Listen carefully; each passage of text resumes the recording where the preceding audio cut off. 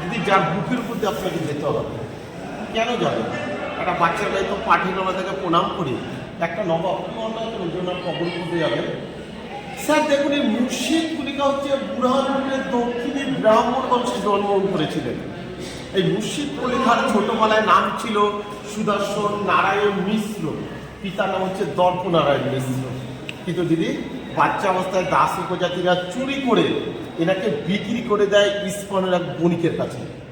আর যেই ব্যক্তি ওনাকে নিয়ে গিয়েছিলেন তাকে কিন্তু নিঃসন্তানের মতন তাকে লালন পালন করে তোলে এবং তাকে উচ্চ শিক্ষিত করে তোলে। সেখানে কিন্তু তার নাম পরিবর্তন করে রাখে মোহাম্মদ হাদি। আর যেই ব্যক্তি নিয়ে গিয়েছিলেন সেই ব্যক্তি যখন বৃদ্ধ বয়সে মারা যায় তখন কিন্তু এই দাসত্ব প্রথা থেকে এই হাদিকে মুক্তি দেওয়া হয়েছিল। তিনি সেখান থেকে এসে দাক্ষিণাত্যের বেড়া বলে একটা জায়গাতে উনি সামান্য মতো একটা কোরআনিকের চাকরি গ্রহণ করেছিলেন। ওনার হিসাব এত নিখুঁত ছিল যে সেই কথা দিল্লির দরবারে চলে যায়। স্যার তখন কিন্তু আমাদের দিল্লির সম্রাট ছিলেন আওরঙ্গজেব। আর এই আওরঙ্গজেবই সর্বপ্রথম এনাকে দেওয়ান রূপে পাঠানো হয়েছিল হায়দ্রাবাদে। আর সেই সময় কিন্তু আওরঙ্গজেব মারাঠা যুদ্ধে লিপ্ত হয়ে যায়। তখন কিন্তু মারাঠা যুদ্ধ কিন্তু কয়েক বছর ধরে চলেছিল।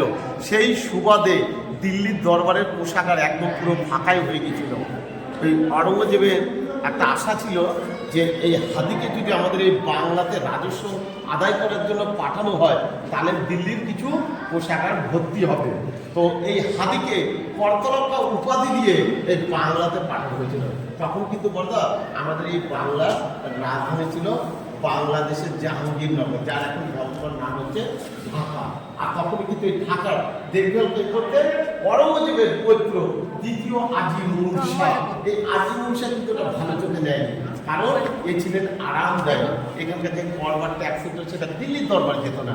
কিন্তু কিছুদিনের মধ্যে এদের মধ্যে যখন মনোমালিন্য হয় তখন কিন্তু ইনি ক্যাপিটাল ঢাকা থেকে এই মুর্শিদাবাদে নিয়ে চলে আসে। আর তখন কিন্তু আমাদের এই মুর্শিদাবাদে বর্গীদের খুবই অত্যাচার ছিল।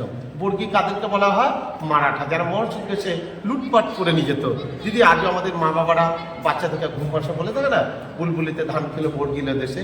আর সেই সময় এই করতলকা মুর্শিদাবাদ থেকে 1 কোটি টাকা রাজস্ব স্বরূপ আওরঙ্গজেবের দরবারে পেশ করেছিলেন।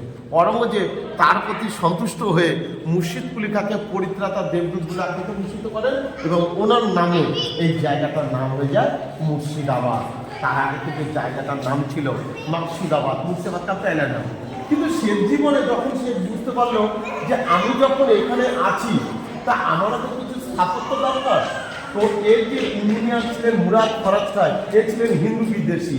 এনাকে বলেছিলেন 6 মাসের মধ্যে আমার এইরকম একটা স্থাপত্য দরকার।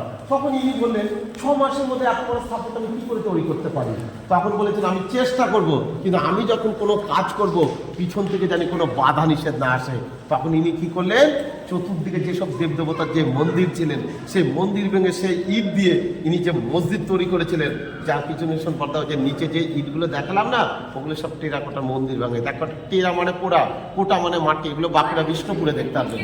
কিন্তু সে জীবনে যখন সে বুঝতে পারে যে জীবনে তো আমি অনেক ভুল কাজ করে ফেলেছি, এই ভুলের প্রায়শ্চিত্তর জন্য আমাকে এমন জায়গায় কবরটা দেওয়া হবে যেসব নামাজিরা এই কাঠনামাজিতে নামাজ পড়তে আসবে তাদের 1 ইঞ্চি যদি আমি পায়ের ধুলো পেয়ে থাকি তাহলে আমার কিছুটা পাপ মুক্ত হবে।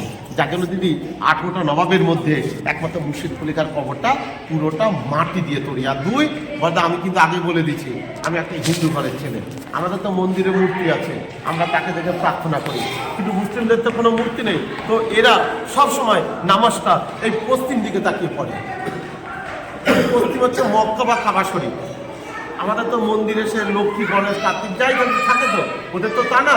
তো ইন্ডিয়ার সব মসজিদ হচ্ছে পূর্ব পশ্চিম, কারণ পশ্চিম হচ্ছে মক্কা। তো সামনের বোর্ডে লেখা আছে যে মুর্শিদ কুলিকার কবরটি প্রবেশ সোপানের নিচে। তো অনেকে দিক নির্ণয় না করে প্রবেশ সোপান যেহেতু ওই জায়গাটা খোঁজ করছে, কিন্তু আপনাকে দিক নির্ণয় করতে হবে মসজিদের সামনের দিক কোনটি। মাথায় রাখবেন এটাই কিন্তু মসজিদের সামনের দিক। তো আমরা কিন্তু এখনো গিয়ে পৌঁছাইনি। তাহলে বলবেন এটা যদি সামনের দিক হয়ে থাকে তাহলে এটা এখন ব্যাক সাইড হলো কেন? বলদা ওই যে পিছনে যে পাকা রাস্তাটা দেখলেন ওই রাস্তা পরে তৈরি হয়েছে, যার জন্য পিছন সাইডটা ফ্রন্ট সাইড আর ফ্রন্ট সাইডটা ব্যাক সাইড। চলুন কবরটা আছে দেখাবো।